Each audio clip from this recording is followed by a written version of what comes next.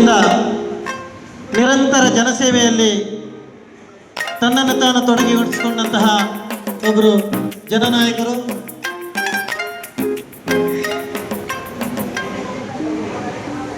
1967ರಲ್ಲಿ ಜನಿಸಿದಂತಹ ದಿವಂಗತ ಚನಿಯ ದಿವಂಗತ ಸೋಮವಾರ ದಂಪತಿಯ 6 ಮಂದಿ ಮಕ್ಕಳಲ್ಲಿ ಹಿರಿಯ ಪುತ್ರರಾಗಿ ಜನಿಸಿದ ಶಂಕರವರು ಪ್ರಾಥಮಿಕ ಶಿಕ್ಷಣ ಬೇಡ ಶಾಲೆಯಲ್ಲಿ ಹಾಗೂ ಪ್ರೌಢ ಶಿಕ್ಷಣವನ್ನು ಮಂಗಳೂರಿನಲ್ಲಿ ಬೋಯಿಗಾಲದಲ್ಲಿ ಮತ್ತು PDC ಕಾಸರಗೋಡು ಸರ್ಕಾರಿ ಕಾಲೇಜಿನಲ್ಲಿ ಪೂರ್ತಿಗೊಳಿಸಿದವರು.